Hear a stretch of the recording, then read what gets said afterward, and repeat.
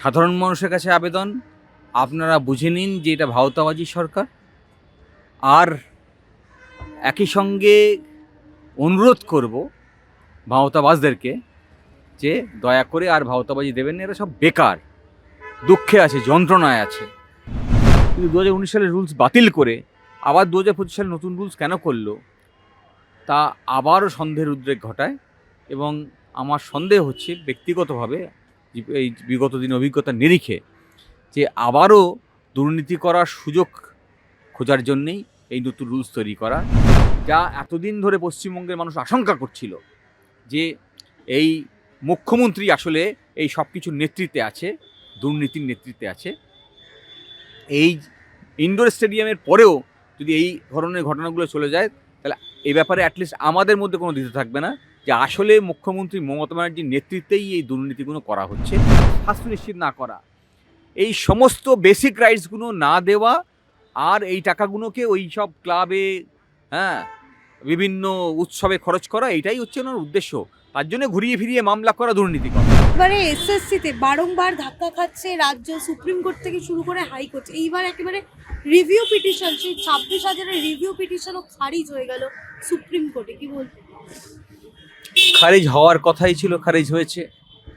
যেটা আমি আশা করব যে মানুষকে এইরকম মিথ্যে আশ্বাস দিয়ে যেন আরও দীর্ঘদিন এইরকমভাবে চলতে না থাকে। সাধারণ মানুষের কাছে আবেদন, আপনারা বুঝে নিন যে এটা ভাওতাবাজি সরকার। আর একই সঙ্গে অনুরোধ করব ভাওতাবাজদেরকে যে দয়া করে আর ভাওতাবাজি দেবেন না, এরা সব বেকার, দুঃখে আছে, যন্ত্রণায় আছে। 2011 সাল থেকে 2025 সাল পর্যন্ত একটাও রিক্রুটমেন্ট প্রসেস হয়নি। তারা নিজেরা বিচার করতে পারলো না যে তাদের যোগ্যতা আছে কি না নিয়োগ পাওয়ার, সুযোগ পাক, একটা কিছু জেনুইন হোক। কিন্তু রিভিউ যে খারিজ হবে এটা তো সবারই জানা কথা ছিল, তারপরেও যেন রাজ্য সরকারের পক্ষ থেকে রিভিউ সে কারণেই তো বললাম যে ভাওতাবাজ। আমরা শুরু থেকেই বলছিলাম যে যেদিন প্রথম ইনডোরে উনি মিটিং ডাকলেন, সেই দিনই আমি বললাম যে ওনার ইনডোরের মিটিং করার দরকার নেই, উনি টেন্টেড আনটেন্টেডের লিস্টটা বানিয়ে দিক, আমরাই রিভিউ চেয়ে নেব। কারণ সাবসিকুয়েন্ট ডিসকভারি দিয়েও মামলা করা যায়। এখন সেই লিস্ট উনি আজও দিলেন না। আজও যখন যে মামলা চলছে হাইকোর্টে সিঙ্গেল বেঞ্চে, একই সমস্যা বারে বারে উঠে আসছে যে তাহলে প্রকৃত কারা আনটেন্টেড আর কারা টেন্টেড তার তালিকা তো একটা নির্দিষ্ট করতে হবে। বারবার যে আর্গুমেন্টগুলো উঠে আসছে, এইগুলো আসতো না, এই ধরনের কনফিউশন থাকতো না। সিবিআই একটা তালিকা দিয়েছে নিঃসন্দেহে, কিন্তু তার বাইরেও সুপ্রিম কোর্টকে বাতিল করতে হলো, হাইকোর্ট ডিভিশন বেঞ্চকে বাতিল করতে হলো এই কারণে তারা নির্ধারণ করতে পারলো না যে এর বাইরে কারা টেন্টেড আছে। 7,000-এর বেশি যে দাগির সংখ্যা, একেবারে সেই তালিকা, একেবারে সমস্ত ডিটেলস সহ তালিকা দিতে বলেছেন আজকে অমৃতা সিনহা। সেই তালিকা স্বচ্ছতার সাথে দেবে তারা? আমি আজকেই আদালতে সওয়াল করলাম এবং সেই সময় আমি বললাম যে যারা কমিশনের দায়িত্বে আছে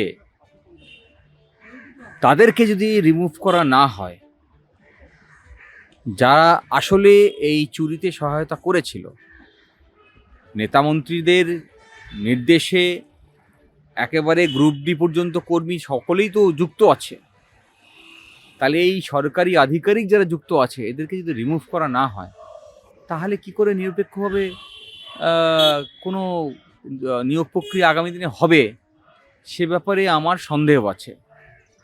সুপ্রিম কোর্টের অর্ডারের পরেও একই কথা বলেছিলাম, আজও একই কথা বলছি। বেকার ছেলেরা তারা তাদের পকেটের পয়সা দিয়ে এই সমস্ত অ্যাপ্লিকেশান করছে এই আশা নিয়ে যে তারা টেস্টেড হবে, তাদের যোগ্যতা আছে কিনা তা প্রমাণ করার জন্য তারা কঠোর পরিশ্রম করছে এবং এই পরিশ্রমের পরে তারা হয়তো সুযোগ পাবে। আলটিমেটলি যদি বাতিল হয়ে যায় কোনো কারণে, এর থেকে দুর্ভাগ্যজনক কিছু নেই। 2019 সালে একটা রুল তৈরি করলো, সেই রুলটা আমার মনে হয়েছে অ্যাটলিস্ট 2025 সালে যে রুল তৈরি করেছে তার থেকে অনেক বেশি ট্রান্সপারেন্ট, অনেক বেশি পরিচ্ছন্নভাবে নিয়োগ করা যেত 2019 সালের রুলস রাখলে।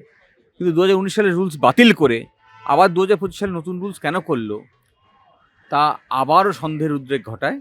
এবং আমার সন্দেহ হচ্ছে ব্যক্তিগতভাবে, এই বিগত দিন অভিজ্ঞতার নিরিখে, যে আবারও দুর্নীতি করার সুযোগ খোঁজার জন্যেই এই নতুন রুলস তৈরি করা। ফলে যারা আমাদের বেকার ছেলেরা ঘুরে বেড়াচ্ছেন বা নিয়োগ প্রার্থী, তাদের নিয়ে সত্যিই আমার কষ্টই হয়। তবে লড়াই করতে হবে। দুঃখ পেয়ে বসে থাকা বা এই বিলাসিতার কোনো সুযোগ আমাদের কাছে নেই। রাজ্য আমাদের, ফলে রাজ্যকে বাঁচাতে হবে।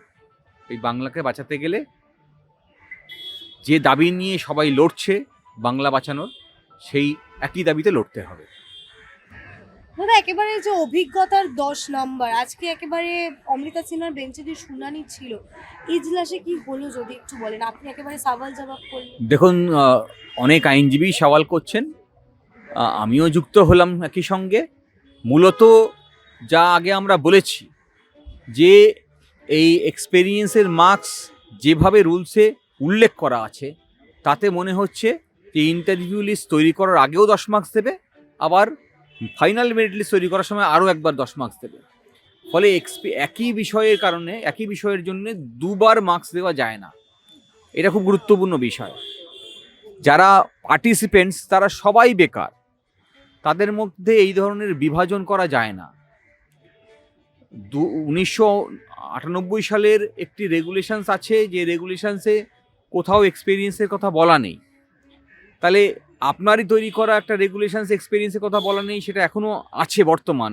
তার সঙ্গে আপনি আরেকটা রুলস তৈরি করে অন্যরকম একটা আইন তৈরি করলেন, তাতে আবারও কনফিউশন তৈরি হবে এবং তা আরেকটা মামলার তৈরি করবে।